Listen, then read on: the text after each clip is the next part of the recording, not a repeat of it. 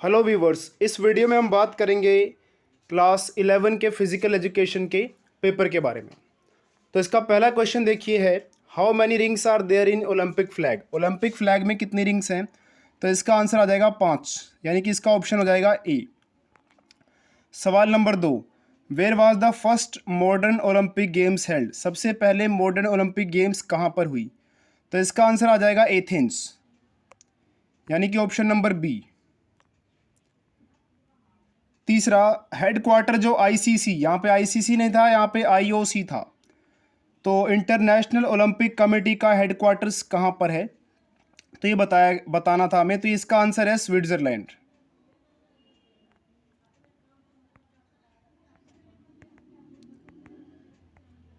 Question number 4। Question number 4 में बहुत ही आसान सा क्वेश्चन पूछा गया था कि आईपीएल जो है किस गेम से रिलेटेड है। ये तो लगभग बच्चा बच्चा जानता होगा कि आईपीएल क्रिकेट गेम से रिलेटेड है। EKS day celebrated during which month. तो EKS डे जो है किस दिन मनाया जाता है? तो मनाया जाता है सितंबर के मंथ में। तो इसका ऑप्शन नंबर सी। इसके और में भी एक क्वेश्चन था जिसमें पूछा गया था कि पैरा ओलंपिक गेम्स किसने स्टार्ट की। तो इसका आंसर है सी, सर लुडिंग गुटमैन। तो ऑप्शन नंबर सी इसका भी। Question number 6, the study of functioning of various systems of body is known as. तो बॉडी के बहुत सारे सिस्टम्स को, स्टडी को क्या बोला जाता है? इसका आंसर था फिजियोलॉजी, यानी कि ऑप्शन नंबर सी।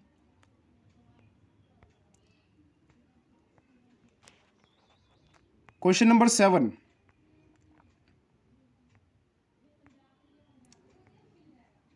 द आसन resembles human body as dead body. ऐसा आसन जिसमें इंसान की बॉडी डेड बॉडी जैसे लगती है, तो ये कौन सा आसन है? तो इसका आंसर आ जाएगा शवासन। उसके बाद, first president of Indian Olympic association. तो इंडियन ओलंपिक एसोसिएशन के सबसे पहले प्रेसिडेंट कौन थे? इसका आंसर है सर डोराबजी टाटा, यानी कि ऑप्शन नंबर सी। उसके बाद question number 9, a posture of sleep with wakefulness and awareness. मतलब ऐसी स्लीप जिसमें हम वेकफुलनेस या अवेयर हैं, तो इस पोस्चर को क्या बोला जाता है? तो इस पोस्चर को बोला जाता है योग निद्रा, यानी कि ऑप्शन डी इसका आंसर है। Question number 10, the formula for calculation of MI। MI नहीं, यहाँ पर BMI था, तो BMI को कैलकुलेट करने का फॉर्मूला क्या है? Weight in KG upon height into height. तो इसका आंसर आएगा डी। उसके बाद क्वेश्चन नंबर 11, एक लीडर को कैसा होना चाहिए? नैरो माइंडेड, करेजियस, लेविश या ऑल ऑफ द अबव। तो एक लीडर को करेजियस, बहादुर होना चाहिए, साहसी। अगर आपको यहाँ पे मुश्किल होती ना कि इंग्लिश में समझ नहीं आ रहे वर्ड्स, तो आप हिंदी में एक बार जरूर देख लेते, तो आपको आंसर और भी आसानी से समझ में आ जाता।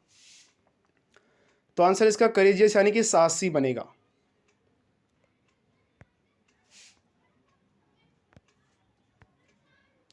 क्वेश्चन नंबर 12, तो 12 की बात करें, इसमें पूछा गया था, इसमें तो मैचिंग थी, एडल्टहुड, चाइल्डहुड, इन्फेंसी या एडोलेसेंस। अगर आप इसको नहीं भी पढ़ के गए थे तो भी आप इसको थोड़ा सा दिमाग लगाते तो आराम से आपका क्वेश्चन हो जाता। देखिए कैसे।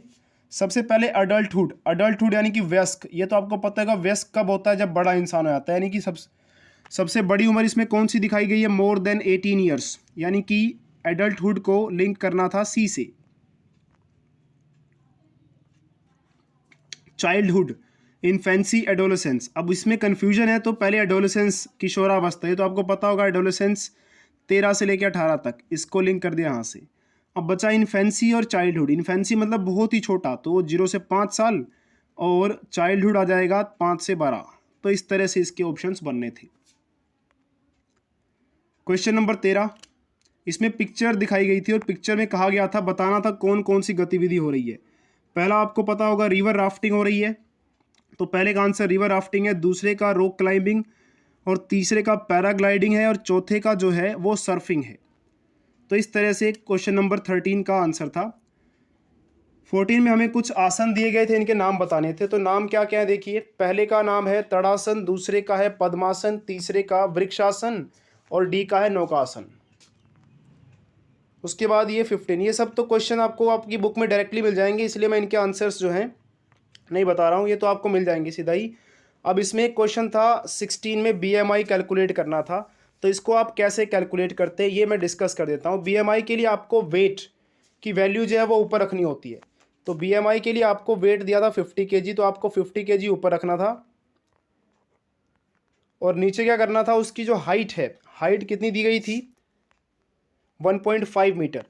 तो आपको इसको सोल्व करने के लिए 50 kg ऊपर और 1.5 का स्क्वायर यानी कि 1.5 मल्टीप्लाई 1.5, इस तरह से इसको सोल्व करना था। अगर इसको आप सोल्व करते तो यहाँ पे 10 लग जाता, इसका पॉइंट हटता, यहाँ पे 10 लग जाता।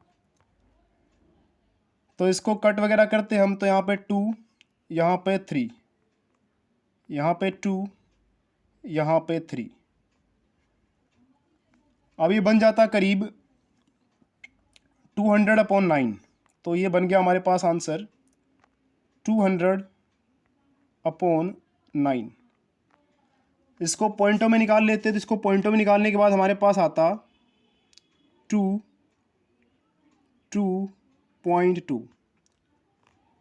तो 2.2 के करीब आसपास आता। तो आपको पता होना चाहिए ये कि जब भी वैल्यू 18.4 के आसपास या 18.5 के आसपास से लेके 24.9 के बीच में होती है तो वो नॉर्मल की कैटेगरी में आता है। तो इसका हमने जो कैलकुलेट किया BMI वो था 22.2। तो इस तरह से ये जो है नॉर्मल कैटेगरी में लाई करेगा। बाकी जो क्वेश्चंस हैं वो भी मैं आपको एक बार दिखा देता हूँ, बट वो क्वेश्चंस आपकी डायरेक्टली बुक में से पूछे गए थे, तो आप आसानी से उनको जो है ढूंढ कर उनका आंसर दे सकते हैं। इसके लिए मुझे मतलब ये सारा कुछ डिस्कस करने की ज़रूरत नहीं है। जो MCQ वगैरह होते हैं उसमें थोड़ी सी कन्फ्यूजन होती है, कुछ क्वेश्चंस नहीं मिलते, इसलिए मैंने उन्हीं को डिस्कस किया यहाँ पर।